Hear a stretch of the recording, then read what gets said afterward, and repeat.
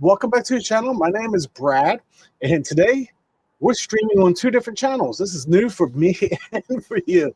So let's go ahead and introduce ourselves. So my name is Brad, Income Architect on YouTube. Go ahead and introduce yourself. And I'm the coach. It's my first joint live stream with Brad. We met in New York, and this is our first actual joint live stream. So looking forward to it. Awesome. Yeah, I mean, it's been a few months, and I'm really glad that you came aboard and, we got to know each other. We had a really good time in New York. Everybody there was very polite, and we actually, all got along more or less. Although I like the British guys the best. Oh, yeah. They were fun to hang out with. Yeah. Right. So anyway, YieldMax came out with that whole decision yesterday to go to weekly payers. And I know that you follow them as well as I do. And let's go ahead and bring up that announcement and get each other's opinion about this. Yeah. I look at this going, all right, group one really doesn't change a whole lot. I mean, I have Chippy and GPTY because I am more into the sectors. I'm not an Alti fan. Nothing wrong with Alti. We don't bash Alti, but I'm not an Alti fan. I believe in investing things that you would actually own, and some of those I might not own. Your feelings on group one? Well, I've been told Alti is one of the greatest ETFs out there. I mean, personally, I have different feelings, but I have seen since it's gone weekly, it's stabilized. It's not moving nearly as much. My biggest concern, though, is the history of it, how it started at over $20 a share and it dropped down to $6. That's my biggest concern. But not everyone is equally concerned with history. So that's right. And they did make the change. And I noticed that they have better underlyings right now. So not only did they make the change, the underlyings also changed, because there are some higher volatility stocks out there that they're not bringing into the fund. So I think they're being a little more selective, personal opinion. Yeah. Well, and some of the stocks that were in the underlying funds have like moonshotted this year. I think, didn't they have Rocket Labs? They had Carvana at one point. So I think they could be doing even better potentially. Yeah. So that's another one that's here and there. Just, I prefer, the sectors, right.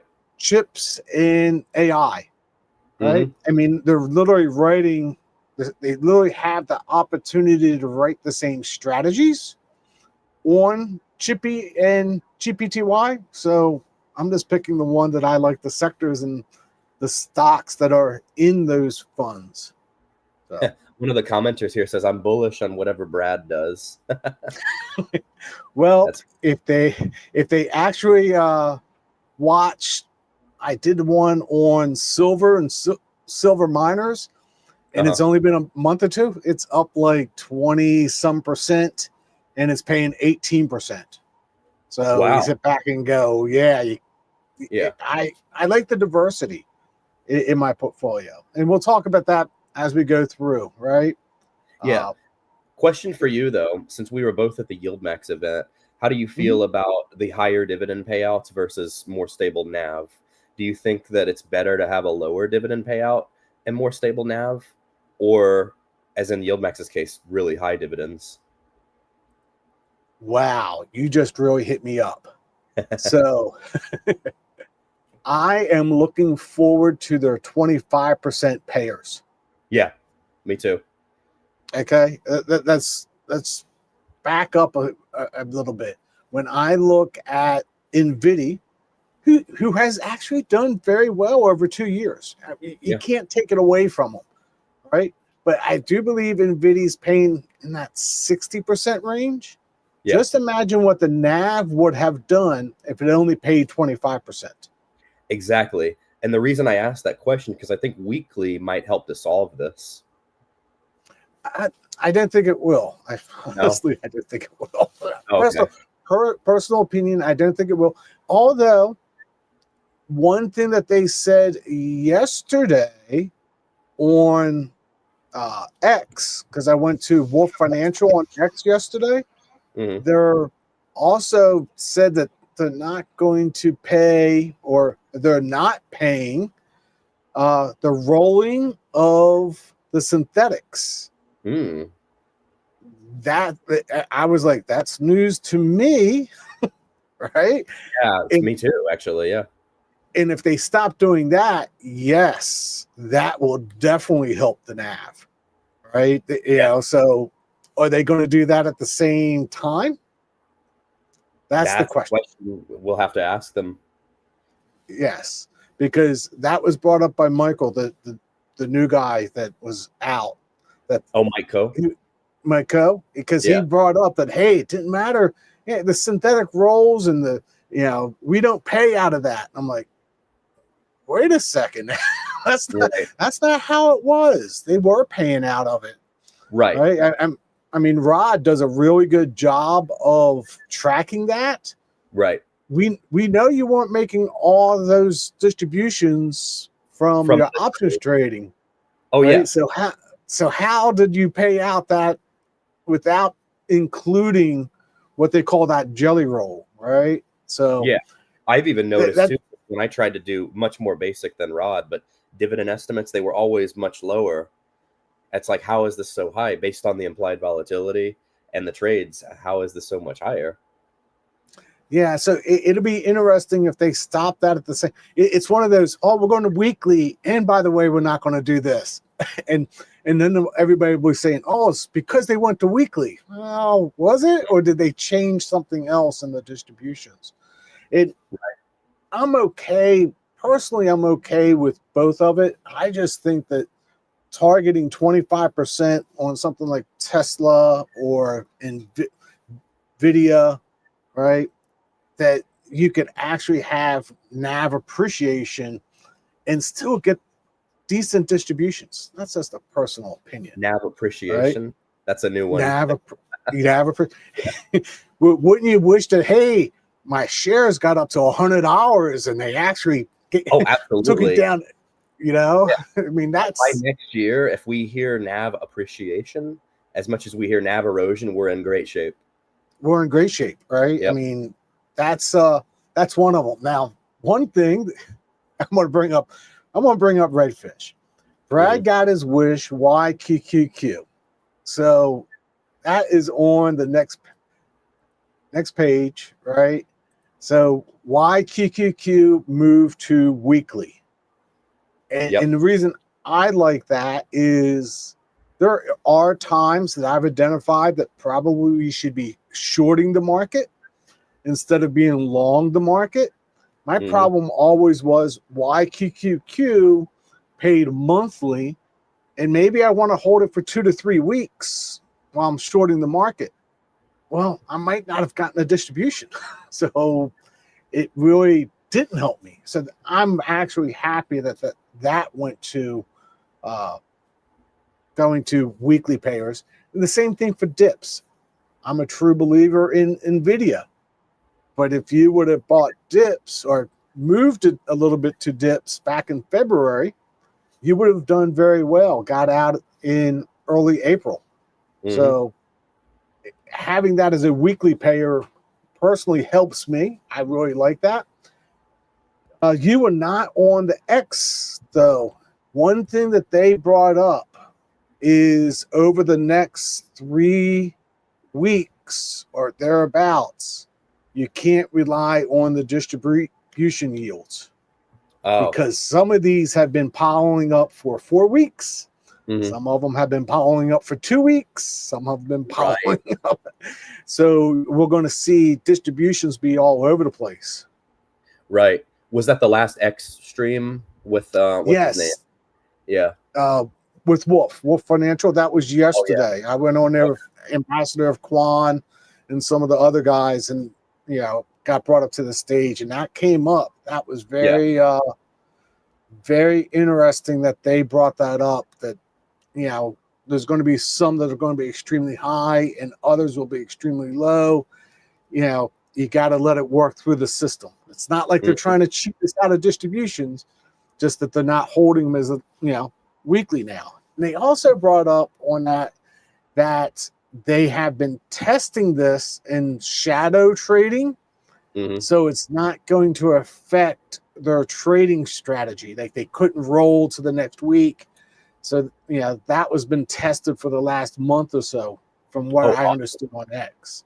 Awesome. So, now these are going to be paid, if I understand correctly, so every Friday going forward. That's correct. That's awesome. All right. So group one was, hey, they're going to declare on Tuesday, ex-div on Wednesday, pay on Thursday. And group two is declare on Wednesday, ex-div on Thursday, pay on Friday. That's awesome. Yeah. For those that are using it, and I just brought up my use case of YQQQ. Right. I went back and looked at the last 2 times that my indicators had hedged, and YQQQ did exactly what it was supposed to do.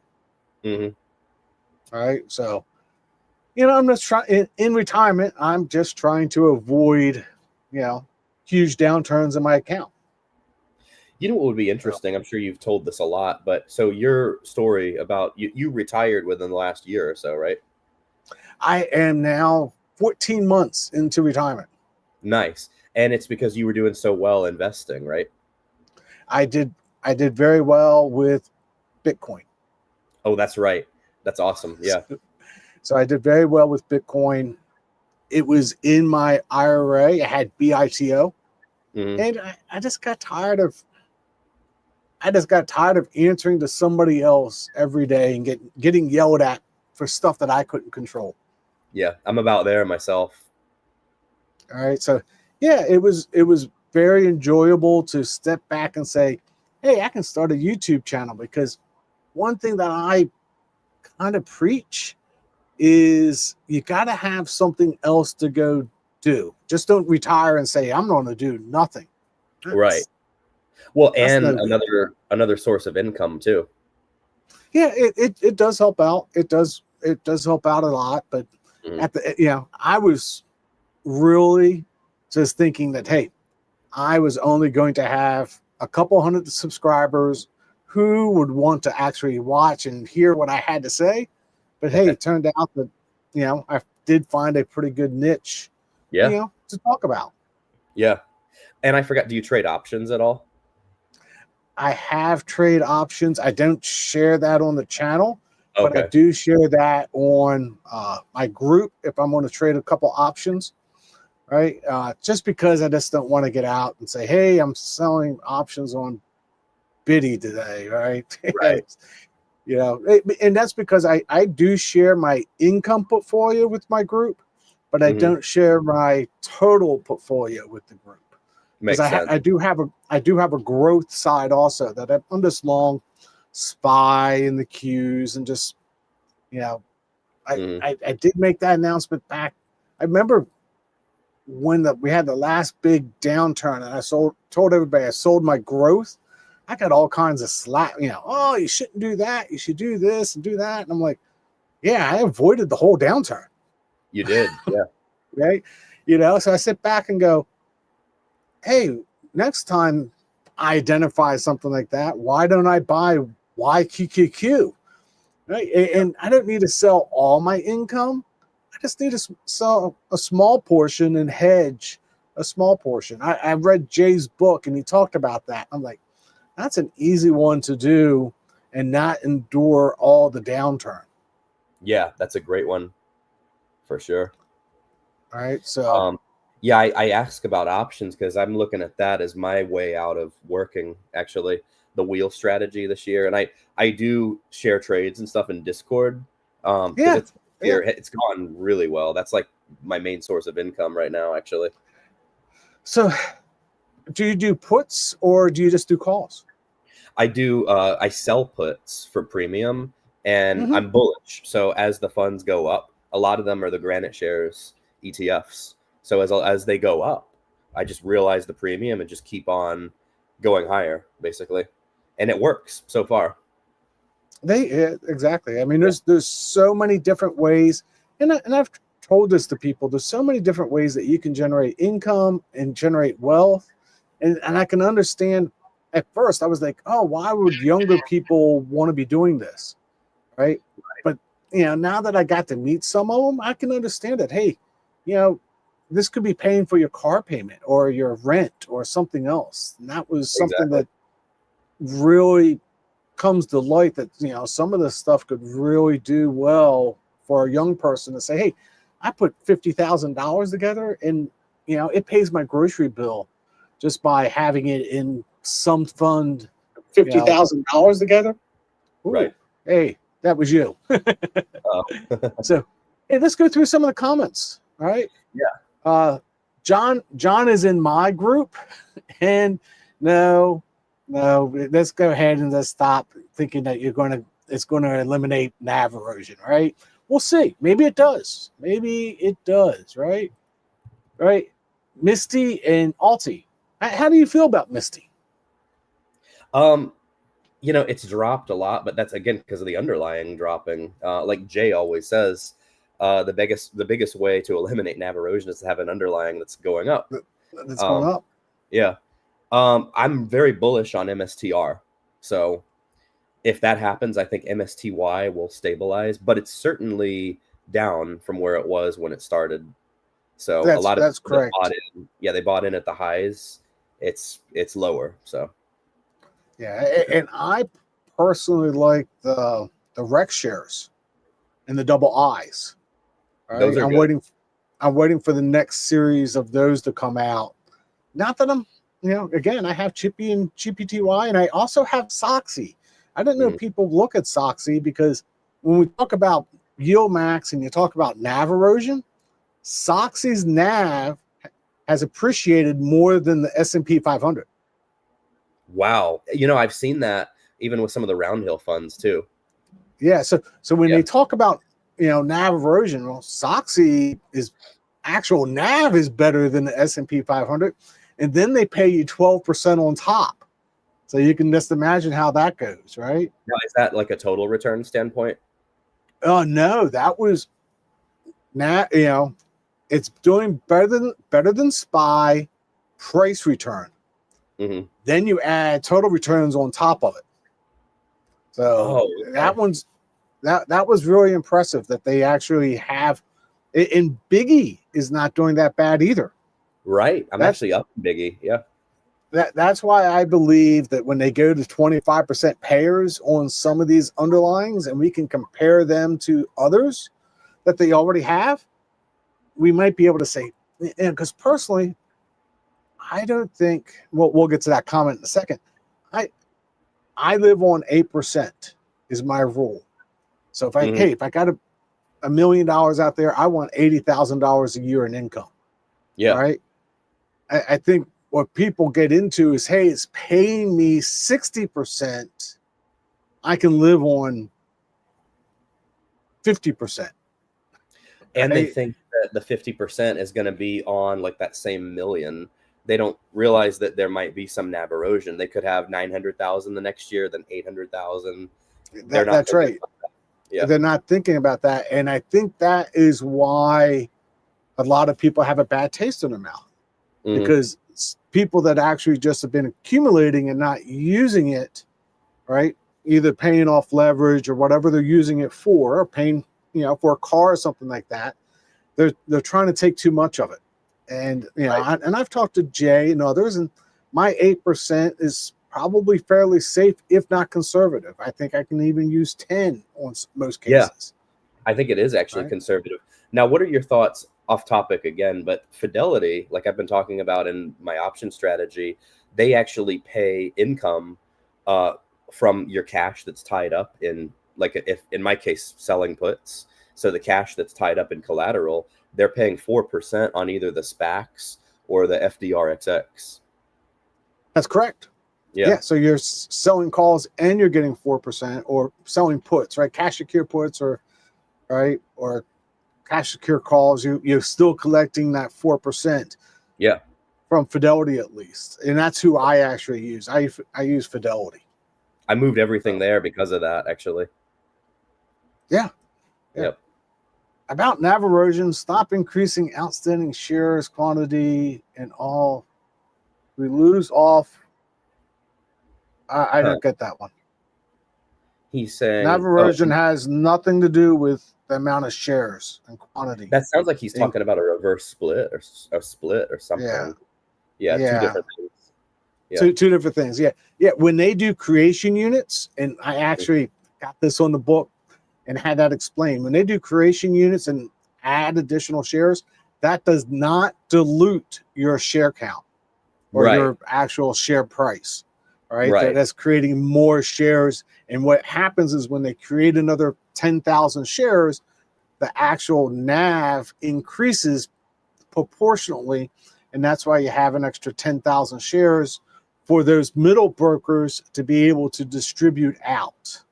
So I think there's still a lot of misunderstanding how ETF, and that's an ETF altogether. It doesn't matter who it is. SPY is the exact same way.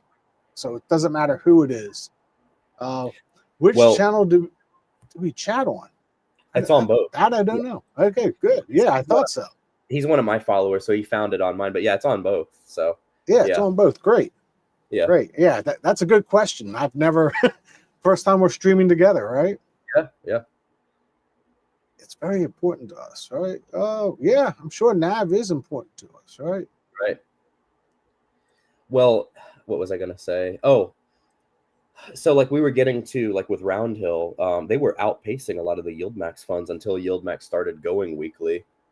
And now they're a lot closer in terms of total return. Some of them are actually beating the S&P. Yeah.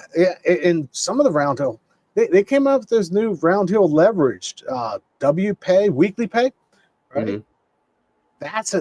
I think that's an interesting fund, but I keep on saying that is a directional bet. You're betting that it's directionally going up and to the right, and better not have a correction because you won't like what happens, right? True. What are your thoughts, by the way? They talked about, was it YieldMax? That should be coming, I think, soon. They were talking about it in New York. It's going to be like a capped upside, and then like it's somehow 3x, but like they cap the downside. They cap the upside at 3x, and they roll it every month or something. That we're going to just have to see how that works. Yeah. Or are they able to do it? I saw your video on that where they talk. It's going to have 3 times the upside and 1 times the downside. Yeah. And somehow they reset it every month. Yeah. Is that really going to work? Right. Because it'd be nice. Hey, I can buy NVIDIA and watch it go up 3x and then only cap myself going down 1. That would be a great fund to hold. But is it really going to do that? You have to keep a close eye because in 30 days, if it rolls, then you have to make sure you're either out of it or you're managing your position properly. Yeah, that's right. That's right. And that also gets into these buffer funds or boomer candy that's out there that, even like a SPY H from Neos, their downside protection starts on the day that it rolls, right? And they roll on the first of the month. If you're buying it mid-month and the market is up 2 or 3%, well, your protection didn't shift up. It's still down a lot farther than what people might think. So that's something for them to think about, right? Yeah. So Redfish. What we got in New York. Yeah, I still have that. I think they copied, I used to do this on my channel, so I have them both here. The 8-ball, the advanced equipment, I call it. But it just came up, when you shake it, it comes up with a fund like PLTY. Yeah, that's right. It just came up. Yeah, that's paying a really good dividend. Yeah, so Redfish brings up GDXY. Gold down today. Yes, gold is down today. Gold just hit 4,000. And I got into the new Curve fund on gold. Is great. Yes, we were just talking about that with Howard on my channel. Yes, in the way that they're creating a Delta 1. And that was a very interesting one, right? That they're creating that Delta 1 position, right? So that's something new that hasn't been around before, that they're doing straddles and they're creating that Delta 1 position. Right. So gold is definitely something that we should have gotten in. I got in, right? I got into gold and silver. I did a silver video about 3 months ago. How long have you been in both? So I bought silver. I bought his silver the day it came out. Okay. Because I actually had him on the channel. It came out on the day that it came out. Okay. And I bought his gold fund on the day that it came out. Mm-hmm.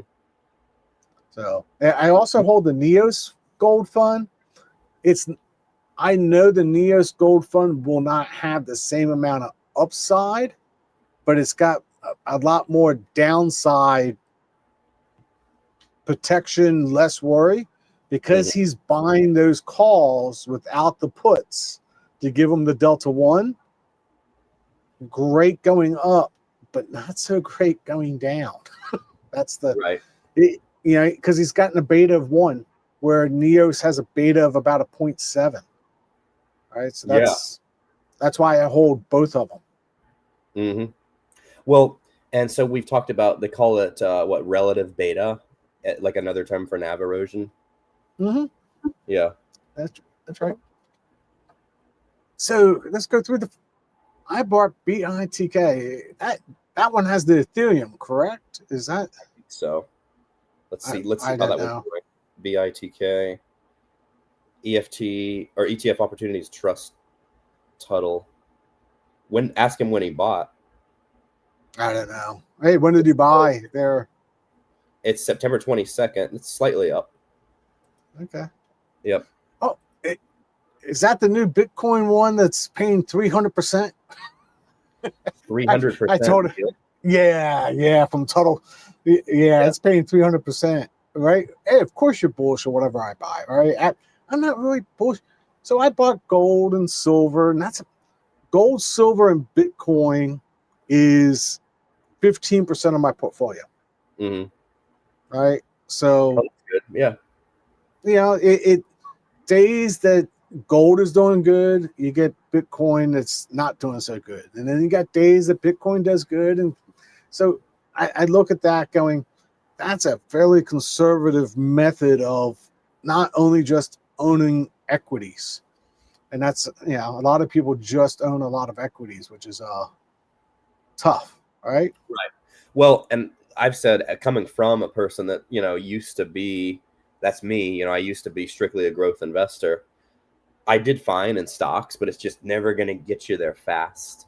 It'll get you there over like a lifetime, but that's where I found options and dividends. That's where it's at, in my opinion. Yep. Metals are going crazy. Yes, they are.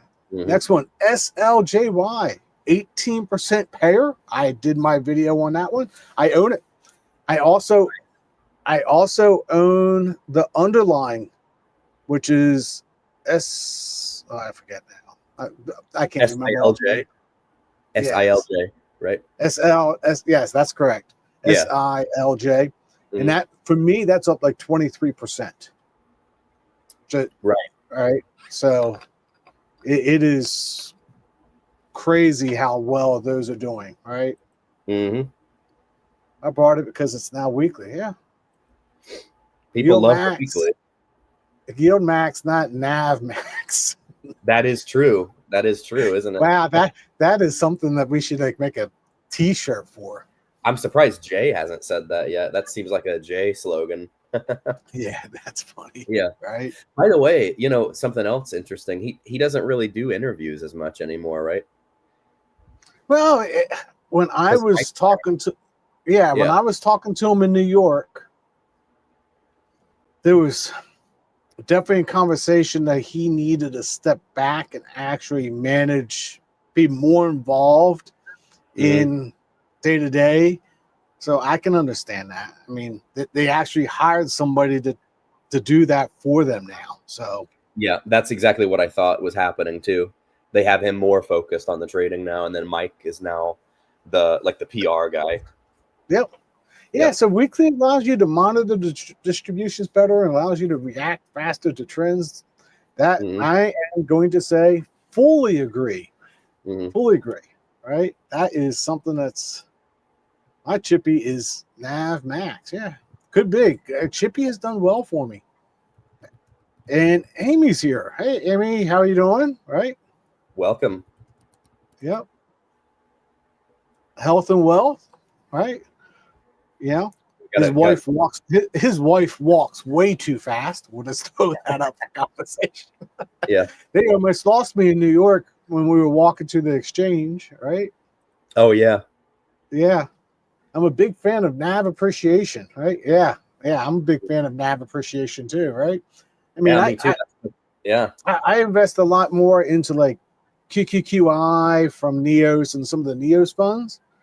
And even my NAV is up almost 8% in Neos on the Qs, right? So not only do I get their 14% distribution, but I only live on 8, but at the same time, my NAV is appreciated, almost 8%. So that's good. It's more my style of investing. 8% right? NAV appreciation pays for your yearly expenses, right? Yeah. That's right. Yeah. I mean, it really helps out. Right. Yep. Hallmark declared new holiday NAV appreciation today. Oh gosh, gotta love them. He said 2025. That was in the past. Maybe next year. Yeah. Well, yeah. Yeah. January. Let's see here. I started buying YieldMax December 2024. Ouch. Right. Didn't get any dividends in my pocket. Every dividend I reinvested back. Oh, yeah, nice. And lost a lot of cash. Oh, I can understand that. You went through April and there was that downturn. Oh, yeah, the Liberation Day or whatever. Liberation Day. If you would have bought YQQQ starting in February, you would not have that problem. But you got to be able to rotate in and out, right? Yeah.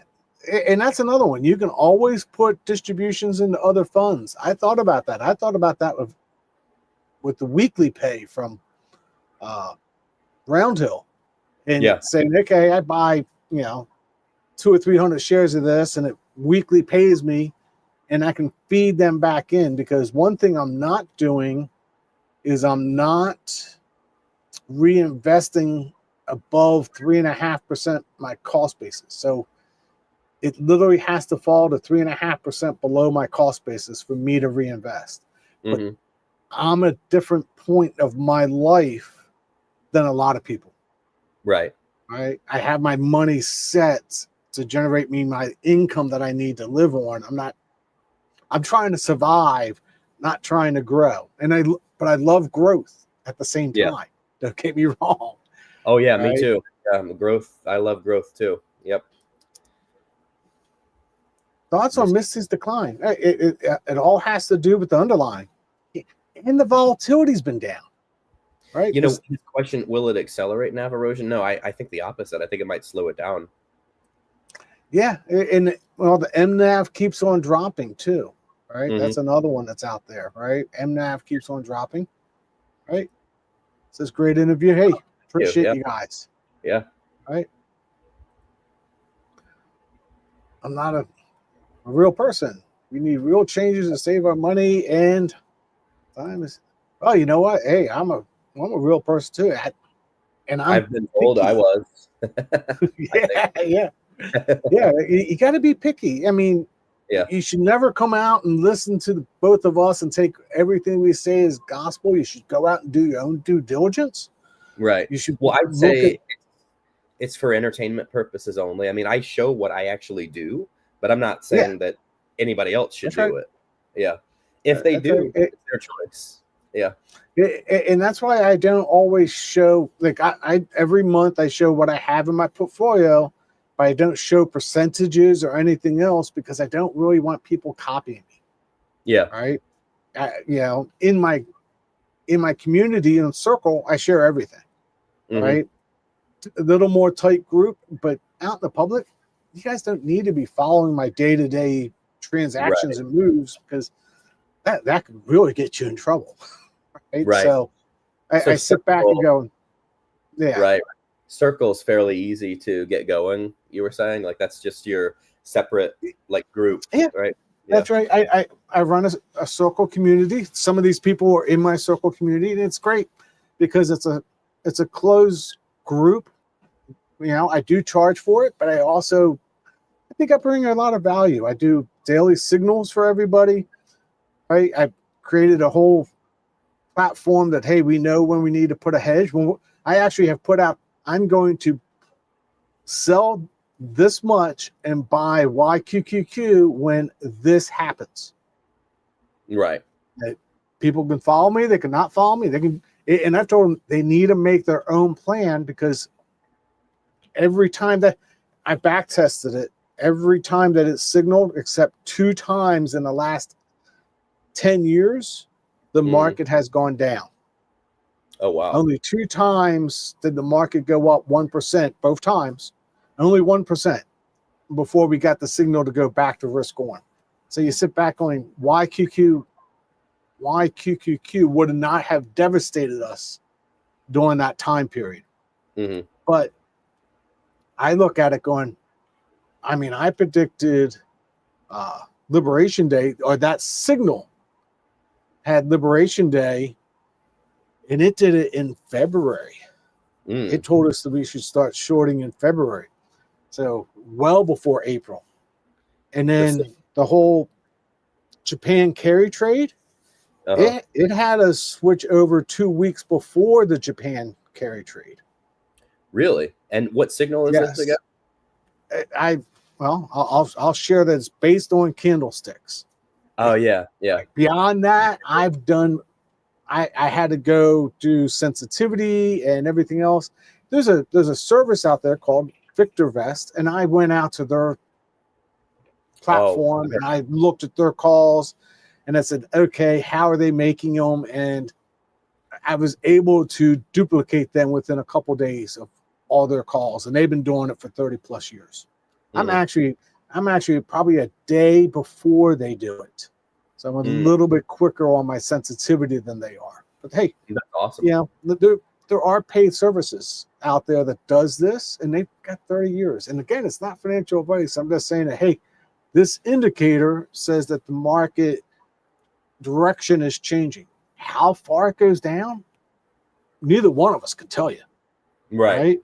Exactly. I mean, we can't tell you what's going to happen, but it's signaling that the direction of the market is changing. Yep, for sure. All right. It says all my YieldMax of double digits returns. Yeah. Somebody showed that on Circle. There's only, I don't know, there's only a few of those funds that were actually red since the beginning. Right? Oh, probably YRK. Yeah, I'd have to go pull up the list, but if you would have reinvested total returns, and again, it all has, like you brought up, Misty depended on the day that you bought Misty. Yep. You bought Misty on day 1, you did well. You bought Misty when it was at $40, well, you might not have done so well. Right. Very true. Goes up and down with the changes. We will know. Don't want to lose investors. Yeah, I mean, and that's why. Yeah, I mean, we might disagree a little bit. I think it'll be a little more stable with the weekly. Yeah. It definitely will be more stable, but it's not going to appreciate. Right? That's true. Yeah. Right, let's face it. It's not anybody that says, "Hey, YieldMax is going to appreciate the NAV." They not the standard funds. Like I said, the 25% payers that they're proposing to come out with, I think they have an opportunity. The 12% payers, they definitely, time has shown us that they definitely have. So, those are 2 different animals, right? Mm-hmm. Now I understand why I preferred. Yeah, that's right. Because I want to be able to get into it, maybe be into it for 3 weeks. Maybe I want to be into it for 6 months. I don't know. And that became into, if I wanted to protect my account and I wanted to sell or buy puts, I was actually going to buy puts when this indicator went off. and how far out do I want to buy those puts, right? And the indicators, sometimes it swapped back in 3 days. Sometimes it took 6 months. Right. So once you're dating, so it's, hey, it's just easier for me to go to YQQQ with a portion of my portfolio just to give me that buffer to the downside. And if you, and I really encourage people, go look at YQQQ and something like QQQI on a total returns chart over the last 6 months, and you will literally see it did the inverse of each other. True. Yeah, true. And you can look at price. So price on YQQQ actually went up during that time. So if you would have went in, price went down on QQQI, price stayed steady, so your actual capital didn't erode on you, right? Health and wealth. I need more capital option. I agree with this. That's a good idea. Use more. Use some of your income to fund a wheel strategy. That's a good idea. That's right. And I was wheeling silver. Yeah. When I called silver, because there was a silver fund, but it was an ETN. And if anybody's been watching my channel long enough, they know that I do not do ETNs. Just don't do them. And JEPQ, it doesn't matter what the ETN is. I really try to stay away from them. I have bought one every now and then, but that's more of a risk bet than anything else. Now, why is that with the ETNs? Oh, that's fine. Because you can't see what they're doing. Oh, yeah. Right? Oh, right. I have heard that. You can't see the options trading, right? And that's why I don't do a whole lot of closed-end funds either. You can't see what they're doing. Not that they're doing anything wrong. Right. I'm just saying that nothing nefarious. I want to be able to see what they're doing. Yep. I think that's reasonable expectation to see the transparency of seeing what you're doing. I agree. Right? Yep. So it's usually people my age looking for this type of income. Well, I can understand that. Hey, that's true. It's true. But at the same time, I can understand why younger people are looking at it. Right? I mean, Brick by Brick that was in with New York with us, when he told me what he was doing and why he was doing it, it made understanding. Right. I'd love to get your guys' opinion on Roundhill W strategy versus YieldMax peers. I think the W pay is a directional bet. Without a doubt. If it's going north, right? And by the way, you're in my community, so I'll tell you when it's risk off, right? So you could sell it, right? But if it's risk on, I think it's a good strategy. I really do. I think that 1.2, and that's why I like the loss for words, and that's not really good for Brad. That's like why I like the Rex shares. I think that 1.25, 1.2 leverage is something I actually like. I mean, Neos is going to come out with 1.5 leveraged SPY-I and QQQI. They're going to call them boosted funds, but their betas are about a 0.7. So that's really tells me it's going to be on the upside. They'll still have NAV appreciation even if they go through both of their strikes. Similar to Granite shares with the yield boost. That's right. Right. Yeah. So. Mm-hmm.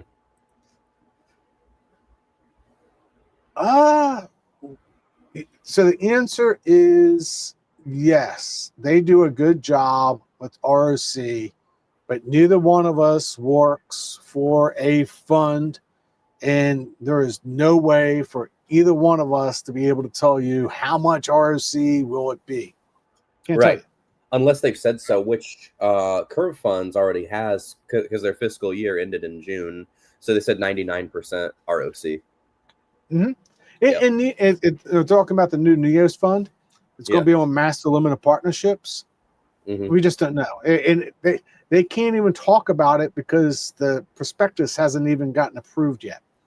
So it's once the prospectus is approved, then they can talk to us. True. Right. And I don't think people understand that. None of us actually get paid by any of these ETFs. Right. I mean, exactly. The best thing that we get out of these guys is they'll buy us a dinner after we paid to get there. Exactly. And we spent our own money to get there. They'll buy us a dinner. All right. So I don't think that they're paying us or we have any inside track. Exactly right. We really don't. Right. Yep. I think IBKR. Yeah, I think I'll have to go look at that one. Probably right. Interactive brokers. Yeah. Interactive brokers. Yeah, right? they do. Some of them, like somebody was telling me, Robinhood does the same. I'm sure there's other brokers that do, but I know for sure Schwab doesn't. So no, and I was never a Schwab person, right? Me neither. I was there by default because of Ameritrade when they did the whole transfer, but I'm glad to be out of there. Yeah. Yeah, and see, mine's always been with Fidelity because I worked for a big corporation, and that's where they had their 401ks. So when I rolled my 401k, I literally just rolled it into Fidelity and never left. That's actually very similar. I got with E-Trade originally because we only had so many brokers that were approved. So E-Trade was one, then Ameritrade at my next company, and then Schwab, and now Fidelity. Now, do you use a lot of leverage? Oh, I do. Pretty much my whole wheel strategy. It's very risky. I get that, but it's on leveraged ETFs, like a lot of the Granite shares 2X. So you're not using leverage. That's fine. I'm not saying anything about that. You're not using leverage to buy or sell. Oh, not margin. No, like I see some of the using margin. There are some, not to compare channels or anything. Like some people know what they're doing; they're really good at it. But some channels are like, joke about home equity loans and margining out the entire account. No, it's my money that I'm using. Yeah. Yeah. So I've looked at Fidelity margin, and it's a little pricey actually. I was shocked at how pricey these were, and I looked at Robinhood on their margin. Not that I'm suggesting anybody goes use margin, but I really thought about something like NVII and put money in and just use a little bit of leverage to grab some more shares, and I can understand that, but just don't go crazy doing it because I don't need to. That's the best part. That's right. I agree with strategically timing it. Yeah. But not all the time. Distributions almost always outpace. Yeah. I mean, you can go look on a total return chart. I mean, I use for mine, I use either Seeking Alpha or stockanalysis.com. And a lot of people on Twitter use stockanalysis.com for their total returns. I think they're fine. This comment I don't necessarily agree with. Some of them, like Tesla, if that were true, then Tesla would be positive right now, I would think. It's not. Is it not true? Situationally true, maybe. I mean, like with the newer ones, maybe, but like Tesla, OARK, some of those. Tesla's up at 54%. Max. 1 year, it's at 55%. 6 months, it's up. 6 months, Tesla's up at 74%. Come on, total returns. What are you guys complaining about? No, I get it. I'm just saying, like, I've been in it since. But it's all about timing. I've been in it for 2 years, right? Yeah. Yeah. Yep. It's all about that timing thing, and that's where people got in at the wrong time and they didn't do it. And that's so. There's a new Ether fund that came out today. One of them is paying. It's on Amplified. They wrote the calls on 50% of their underlying. 50% is uncapped. It's written 11% out of the money. Oh wow! And they're going to pay 36%, 3% per month. And I said, I'm just not a buyer of ETH above $3,800. Right. I can wait. You know, next crypto winter, or when, if it ever gets below $3,800 again, maybe I'll buy some then, right? Because 36% is a pretty good, but that goes back to timing. And I've clearly on my channel, people watch. I told you not to buy Bitcoin above 110. I'm just taking profits now. Just I did a little bit. Wait for a pullback, if anything. I have a little bit of Bitcoin in Coinbase. Well, I got Biddy and I got BTCI. You know, they pay 24, 28%. And I really like those high distributions, but I'm not willing to buy more Biddy and BTCI at $120,000. I can wait. I got my, and maybe that's because of my age, but that's where I got in. Mm-hmm. All right. Exactly, Brad. You only need enough to live on and manage your healthcare costs, taxes, and ROC. Yeah. It all, but, and I said something about that the other day on X. For those that are actually trying to step away early, ROC, and let's say you're going to use a brokerage account, ROC does not count for the Affordable Care Act. So you can make $1 million in ROC, and the Affordable Care Act will be, it starts to take away being free after about 70 of income. $1 million in orders. Yeah, if you make over $70,000 in income, it's no longer free. It's no longer subsidized. It goes down, and once you get about but RSC does not count. Oh, interesting. So if you get your income under 70,000, but you make $1 million investing, you can still qualify for. If it's ROC. Oh, okay. Right? Yeah, because that's return of capital. That's not ordinary income. Right. So ordinary income and long-term capital gains, that falls into income. Okay. Right. But return of capital does not. Okay. It's returning of your capital. So that makes it huge for those trying to step away early like I did, right? I mean, I'm not using that because I had enough from my retirement accounts that I didn't have to worry about all that. So so you just pay health care out of pocket? So I get my health care right now is free because I'm a veteran. Oh, okay. Right? Awesome. Yeah, because of my service and everything that happened, I get free health care. But my wife, I'm paying for hers. Okay. Right. So, yeah. You know, she has health care, and not having health care in early retirement can devastate you. Right. Right. Right. You don't want to risk your retirement, especially I worked so hard to get here. I don't want to risk it. You don't want to just blow it. Right. Exactly. Right. So let's keep on going. Excellent, Bird. You need it. Yep, that's right. And SMC. Oh yeah, that's the bad one. All right.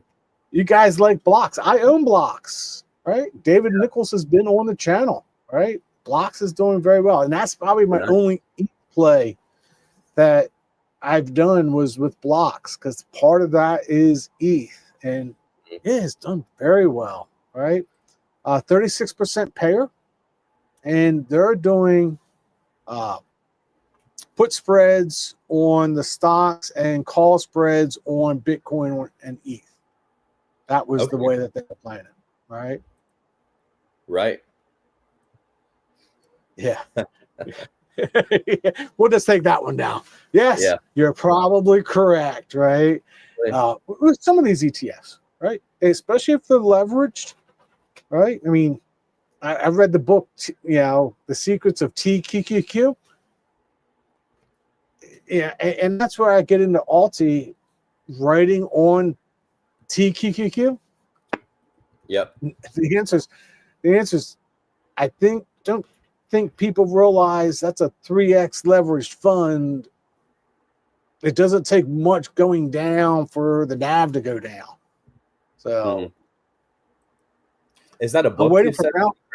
Yeah, there's the secrets of QQQ and TQQQ, and it was written by a trader from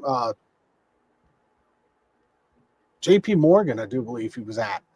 And he showed how you could outpace the market with TQQQ, but you had to sell on certain indicators. And that's where I started to build up my own indicators to say, hey, we can get out of the market here and short the market and do better.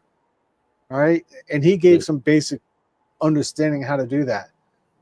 I didn't know if Roundhill was coming out with silver funds, but they are definitely coming out with a gold fund and a gold miners fund.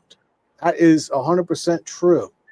And there you go. If you really want to get into it and sell puts and calls, you should be buying and selling puts and calls on Nugget. Right? Mm-hmm. Bring up Nugget. Right? What's Nugget? Nugget. All right. 1 month, it's up 40%. Yeah. Is that NGT? Which one? NUGT. Oh, NUGT. Right? NUGT. Year to date, it's only up 371%. Only. Right? Yeah, but it is a leveraged fund. It's out there. Yeah. Blocks has performed well. Can't take that away. Mm-hmm. Either have interest in BTGD. I talked to the fund manager yesterday. He's coming out with new income funds based on BTGD and about 6 other ones.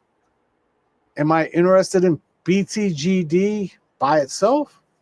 Personally, no, because that would be more the growth side, and I'm more on the income side. But I'm really interested in the BTGD income fund.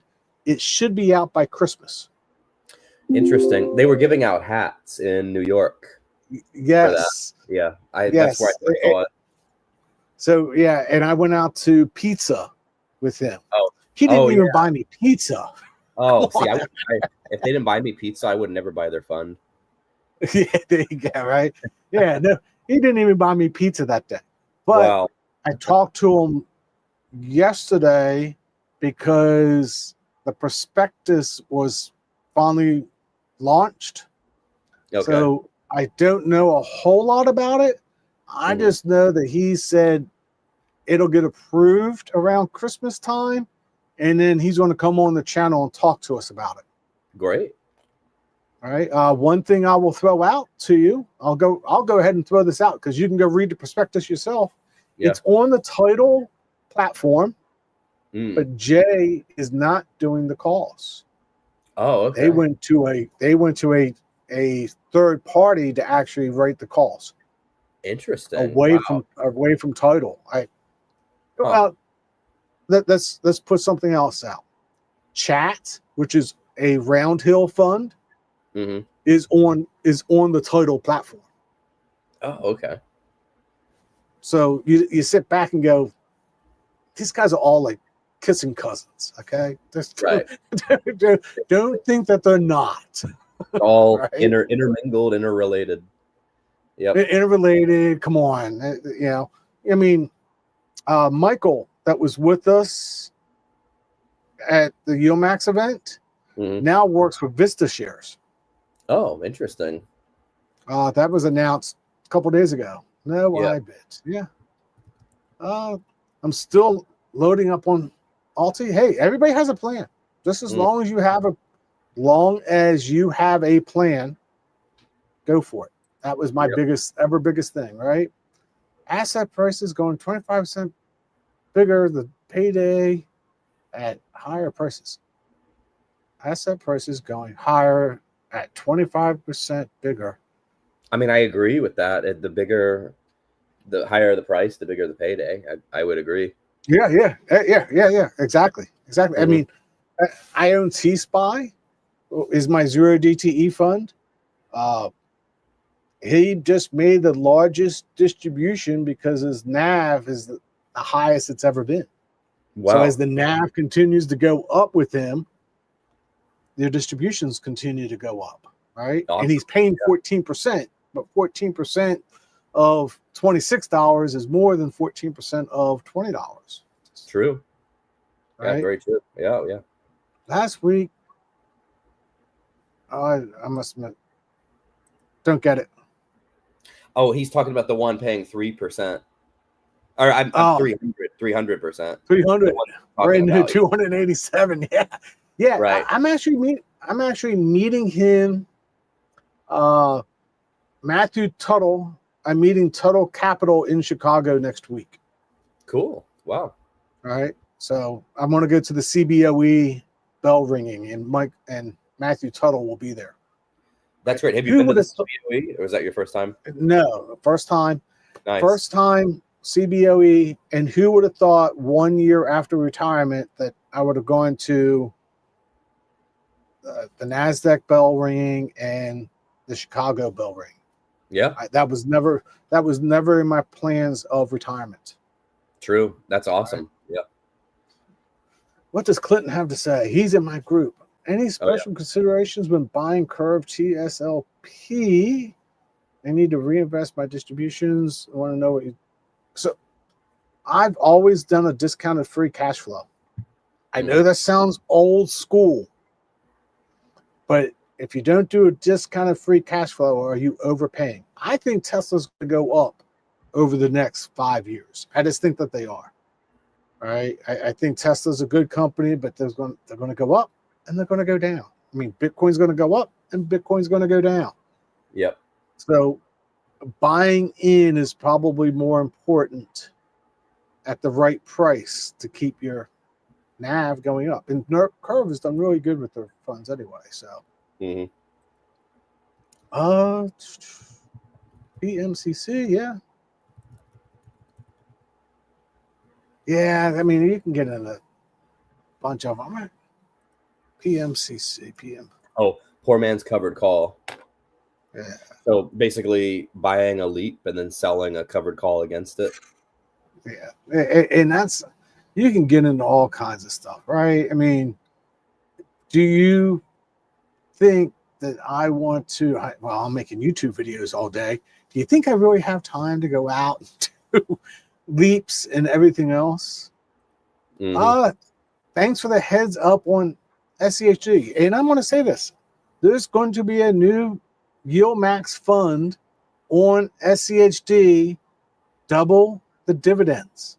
So that makes it an 8% payer. That's awesome. And SCHD is a very popular one. Yeah, so it's going to be double dividends. That I can see actually doing fairly well, right? I mean, that's a SCHD. Everybody likes it for some reason. I don't. I did a whole video on it and just said, why? I mean, really? Why?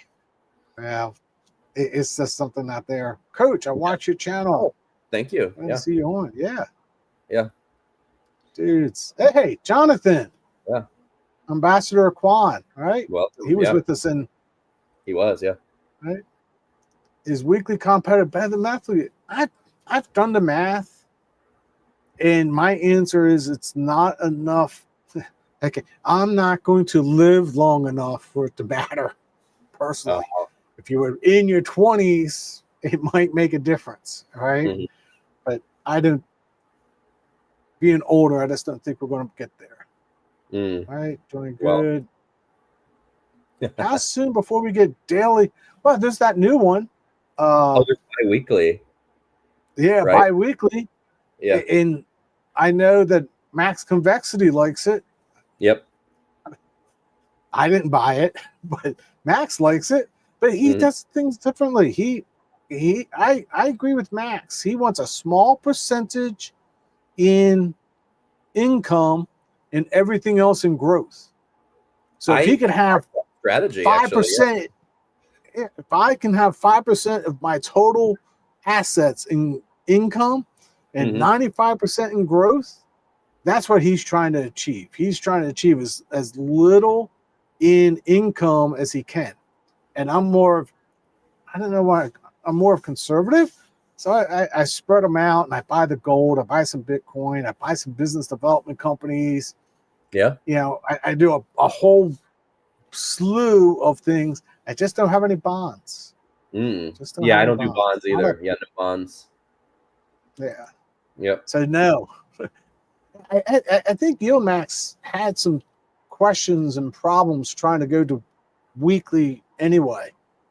All They right. did. So it wasn't like they wanted to test this out before, especially making the change. I think it's easier to start it in the beginning that way than change it later. Mm-hmm. Let's see. How long do you want to keep going? You're welcome to keep going, but I do have to drop soon. Okay. Yeah. Well, we got a lot of comments. I'm going Yeah. to say, any comments that stand out to you guys? Stand out to Let's you? see. Yeah, Bring them up. We can calm down. Let's do this one, and then the one at the end there. Okay. Yeah. This one. Yep. Mm-hmm. Hey, Brandon Scott H. I brought some ETTTY. Yeah, we'll see how it happens. Thoughts compared to the other funds of Ether. So the one that there's two of them. One's going to be a really high yield, 70, 80%, and one's going to be 36%. I prefer the 36% payer because they don't rate on 100% of the underlying, which means NAV appreciation, right? The other one rates on 100%, 11% out of the money. So you're going to have problems there if it goes through the strikes, actually having NAV appreciation. Yeah, very true. My thoughts. I tend to like funds that don't rate on 100% of the underlyings. I don't know what your thoughts are on that. I wish YieldMax didn't rate on 100% of the underlyings all the time on everything. Yeah, if they could have some more legs in the position, I think that would be a good thing for sure. Yeah, and I really think that these 25% payers can get us there. Yeah. That they don't have to rate on 100% of the underlying to get us 25% on an NVIDIA. So. True. Hey, it's been great having you on. Any closing thoughts? I know you're up against the time. Yeah, no, it's been great coming on. Great dividend investing. I'm really excited for the future of this space. They're really, like I always say, all these fund managers are putting their heads together, figuring out the best solution, and I think we're going to get there for sure. Yep. And I think we started with JEPI and JEPQ, right? That was the starting point. Yep. I think we're probably on revision 4 now of income funds. I mean, we've gone from those funds to QYLD and went through the QYLD funds. I think we're really coming out on the other side with better funds for the investor. So it's a very exciting time to be in the space. Absolutely. Yeah. All right. Thanks again, Brad. Check out both of our channels, Income Architect and then Live Off Dividends and Options Now. Smash the like button, subscribe to us, and we'll see you all next. Yep. All right. All right. Take care, guys. Yep. All right, you too. Bye.